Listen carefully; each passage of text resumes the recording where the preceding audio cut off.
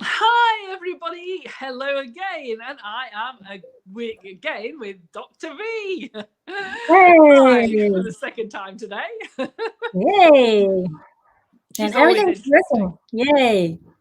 Yeah, So super. cool to be on here again with Nikki. Let's get some awesome stuff out there.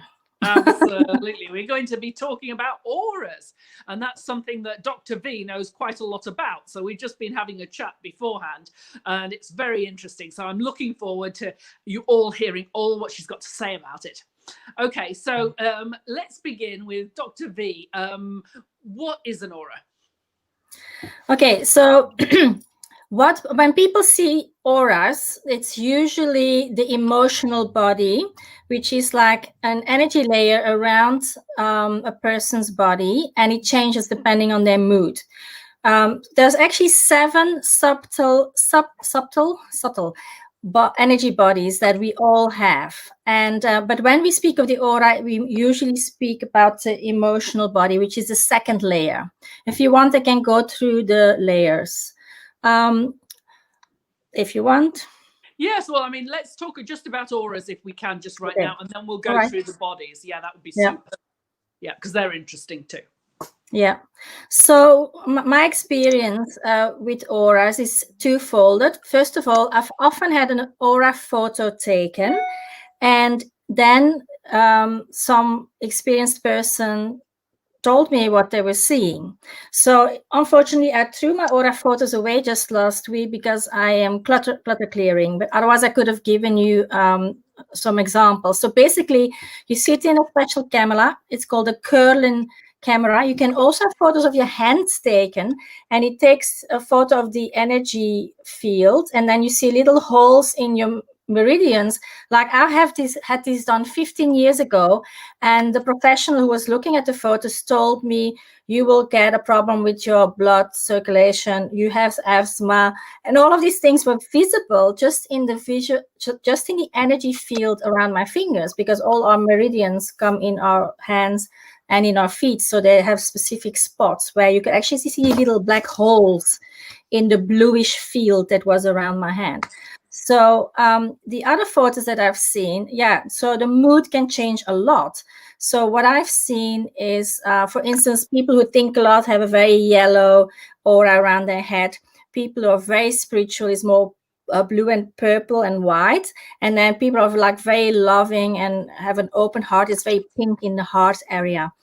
But also you can see holes in the aura. So again, when we do Reiki or healing, we can try to fix these holes and plaster these holes in the auric field, because if you have holes in your aura, entities can come in and negative. It might be caused by somebody else's negative thoughts. It might be caused because you sleep under power lines or something like that. So that has different reasons and different treatments. If there's holes in your aura, it's not good. You need to try and fix them somehow.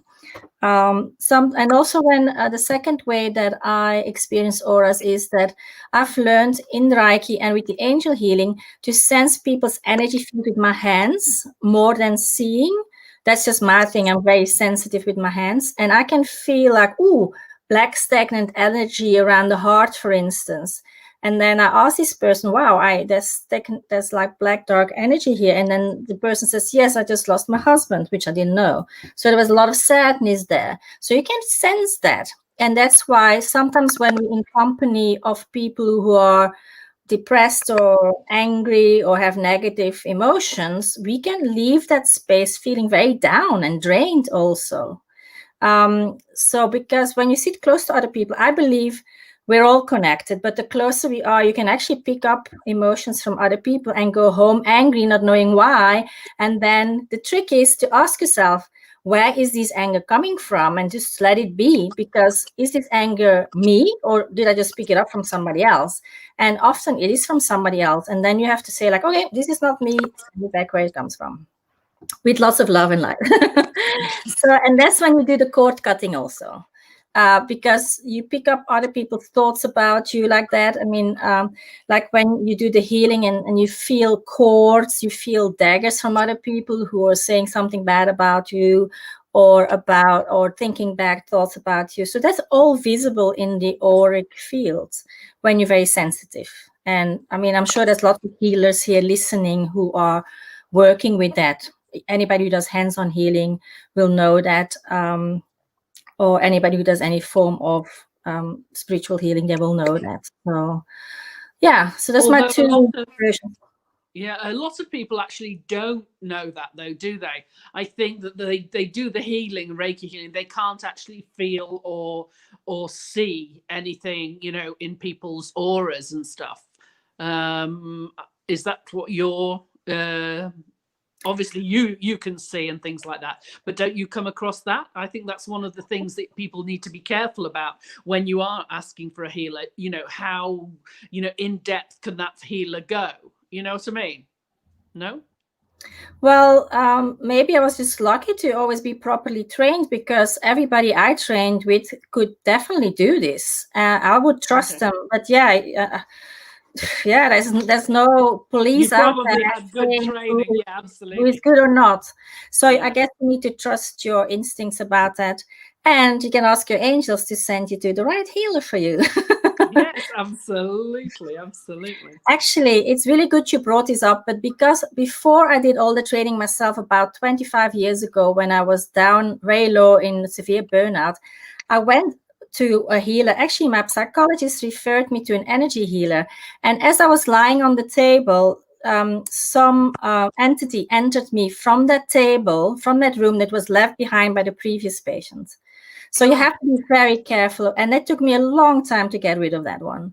So yeah, you have to really, really be careful. And that's why it's important, even if you go to a healing like that or to a hospital, surround yourself with so many angels as you can to have protection and a good experience. And already ask your angels, can you please select the right healer for me where I will be safe? It's a very good thing to do, and trust your intuition. If it doesn't feel right, the energy in the space should be perfectly beautiful. It shouldn't be something hanging around that's not pleasant. So yeah, it was really good that you brought that up, actually. Thank you for that. Yeah, I mean, I was sitting on the beach over in Pescara, and it was really hot and wonderful, and it was a beautiful day. And I was thinking how absolutely wonderful it was, and suddenly I had these suicidal thoughts. I mean, I was just going, what? I've never had a suicidal thought in my life, touch wood, and I hope I'll never have it again. And it just arrived on me, and you know, I knew it wasn't mine, because you know, I just didn't do that sort of stuff. But yeah, it's amazing how it sort of can creep up with you on you without you being sort of aware. And then of course, you know, I had to put all my protection up and stuff like that and throw that thing out. But wow, absolutely. Yes, and another experience that I have like that, which is also really interesting, is I went to a therapist who measures the energy with a machine. They do something along your lines and they measure it, and then they read the frequency that they pick up, and that then is related to specific conditions. And I sat in this chair, and when I was sitting down in the patient chair where a lot of people had been before me, immediately I felt like, oh, I don't want to really sit here. And then they started measuring me, and they said like, oh, you've got AIDS, you've got testicular cancer. Hey, I'm a woman, I don't have testes. But my body had picked up all of the disease that was left there from previous patients. So I ticked all the boxes. I had all of these things that the previous people had. So that's how easy you pick up these things. And that's also the last time I went there, because clearly they don't do proper energy clearing between the customers. The patients, absolutely. No protection as well, by the sound of it, which is really bad. As you know, the one of the most important things in spirituality is to have protection. I mean, when I first became spiritual, I knew nothing about protection, and I got a whole load of stuff coming to me. So you know, luckily there was one of the shamans who were with us, and luckily he was able to get them all out. But yuck. Yuck. Yeah, yeah. I've had that experience also. It can be really hard, but I really don't want to entice fear, but it's more about being very selective and seeing if we're spiritual seekers, we will be open to experiences, but you actually have to be very careful, like who you let into your environment, and who, especially somebody who touches your body like a therapist, you have to make sure that they have really good vibrations. But yeah, I mean, for me, it's easy. I sense these things, but not everybody. When you're starting on the path, I suggest doing some research, asking your angels to send you to the right place and protecting you. And remember, every evening before you go to bed, it's a very good way of clearing yourself is to ask like the divine light to really do a good cleanse with bright white light, and to ask for a complete cleansing out of your body and your aura, like a big shower of golden light or white light. And then you just ask God to protect you in this divine light, like a cocoon, so that you are safe at night from any energies that are looking for a place to settle. Yeah, looking for a home. Yes, absolutely. Yeah. Somebody's looking for a home. Absolutely, yeah. I mean, that at the beginning now, I can feel it and stuff like that. So you do, but at the beginning, you don't know what to do, and that's really important to learn. Okay, we were just touched a bit on the energy bodies as well around us. Could you just explain what those are and things?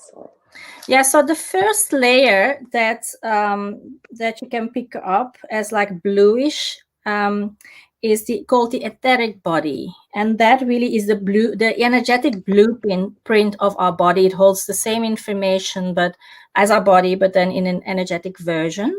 And then the second layer is the emotional body, which people can see as the aura. And then the third layer is the mental body. That's where it depends on how our thoughts and mental processes, usually perceived as bright yellow. Actually, my aura photos always showed up bright yellow here. But if you have really sharp thoughts, you can see them as bright shapes. So that's why you can have like negative thoughts shooting in and out. So that depends on how the way our brain works and our thinking works. Then the fourth body is the astral body. It's very similar to the emotional body, but more subtle colors. And it's basically where we have the boundary between the individual personality and spiritual awareness.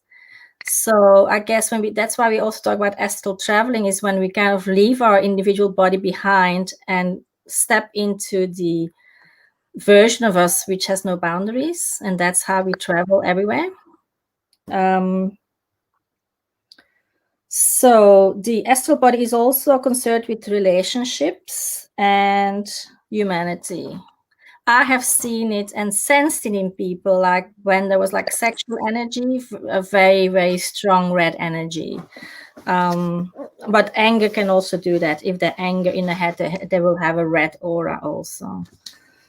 So the fifth layer is the causal body, and it links the personality to the collective unconsciousness. So that's also something where we're working with in spiritual awareness. That's why they speak about the fifth dimension also and the sixth dimension. So that is where the doorway to the higher levels of consciousness. Then the sixth body, also called the celestial body, focuses on universal energy and the higher self.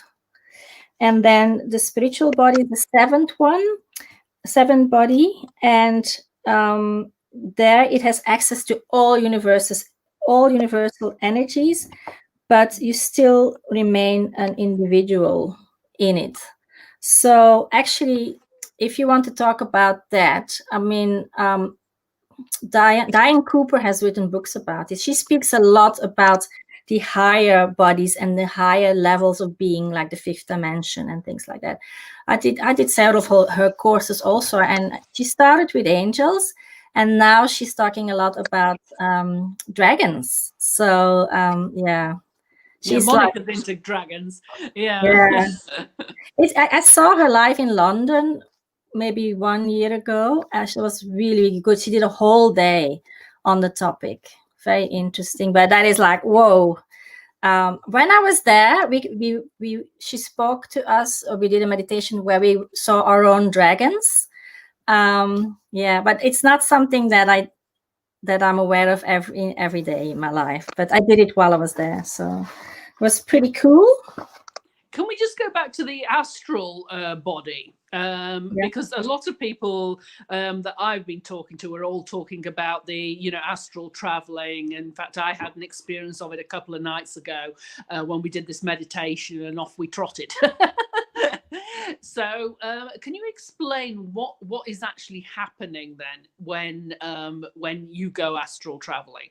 Do you go out through this section of your body? I definitely have done it a lot as a child, but then I had a really bad experience early in my 20s, and I try not to do it anymore. I really saw myself floating over my body, and I could look, and my body was like asleep, and I could see myself, and then I could like travel around in my room, then the next evening in the house, then the whole town, and I went exploring. I saw my body lying in the bed, and it was just something non-material part of me that went traveling. And then I wanted to go further, and then my angels took me by hand. I remember always having an angel, probably my guardian angel, holding my hand, and then we went through universes, like whoa, places. I loved it. I loved the freedom to go, that there was no limit to how far you could go. So, but then I had a really bad experience where I had two really bad experiences. The first one, I came back to my body, and there was an entity in my body, and I couldn't get in. And that entity had taken over my body while I was away. So it's very important you ask your angels to protect your body while you're astral traveling, to make sure nobody else can get in there. And I tried, like the trick is like I was yelling at myself. I was trying to look myself in the eyes, and it was so traumatic, and I was so anxious that I couldn't get back in. And then I really had to yell like, "Get out! This is my body! Get out!" And then I got in, but I actually pushed the entity down. So we were both in there for a while. And there's actually a book Stephen King wrote about this, because he also had this experience, the horror writer. It was one of his lesser known books, but I read it. And my second bad experience was when I fell asleep on a plane in between continents. It was a very long flight. And like when I woke up, it was like my energy body was like lagging behind. Like my physical body was traveling with the plane, but my energy body was like at the back, and I was like, I couldn't catch up. Oh, wow. Yeah. So that was a very unpleasant experience. I finally made it, but it kind of fractured a lot of my energy fields. It was like a trauma to my energy fields. Probably my at least my astral body was like traumatized from it, like ripped.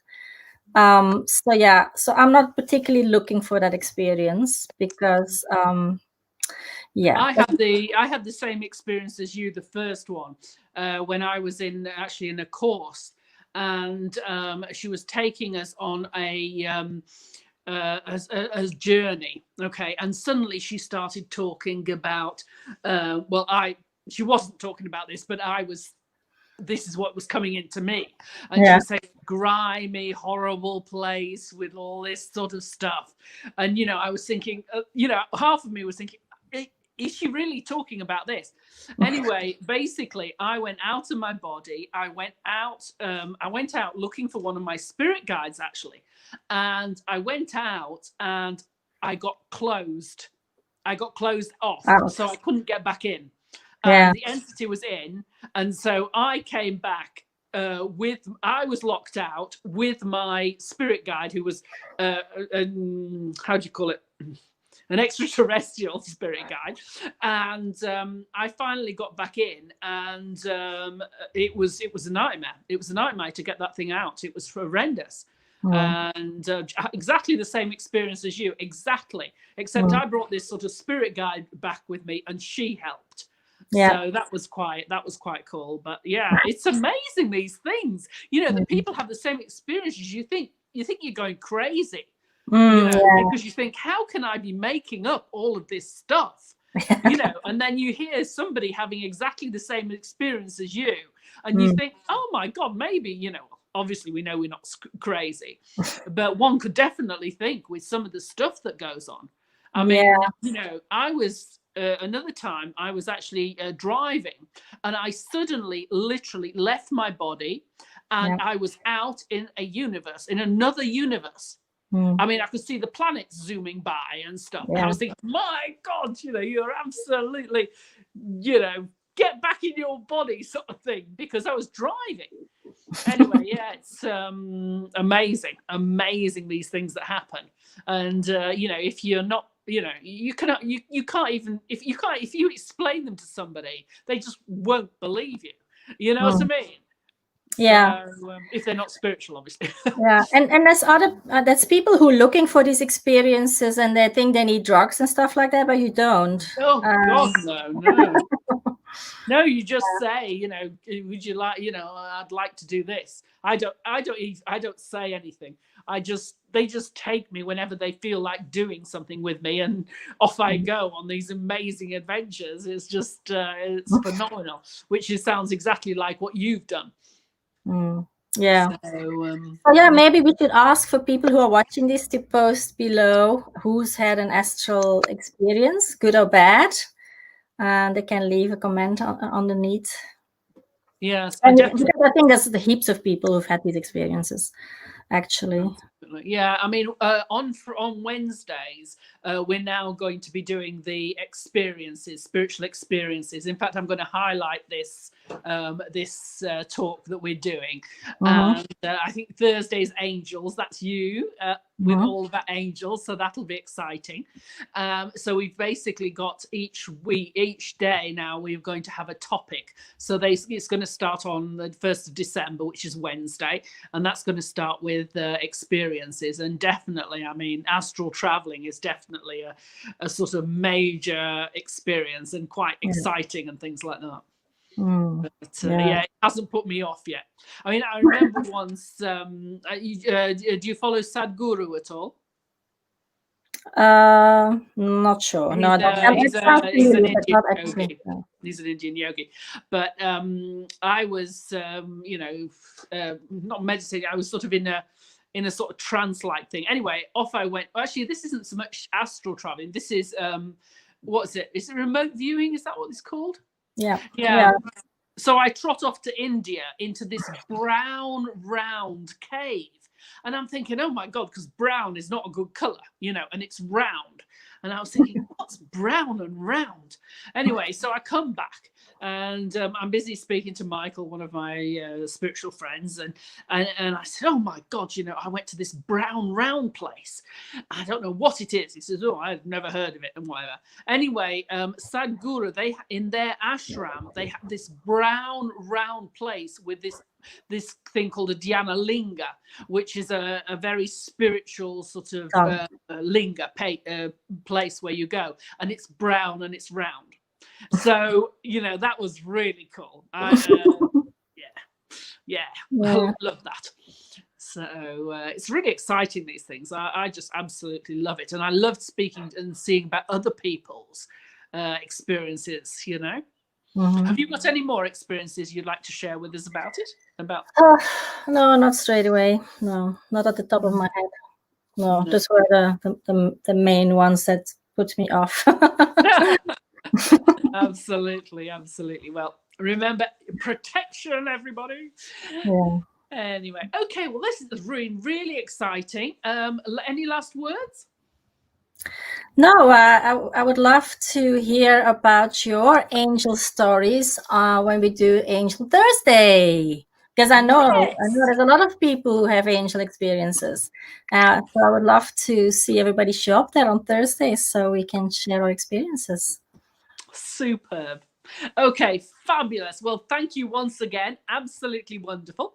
And thank you, everybody, for listening in. Take care. Bye. Bye.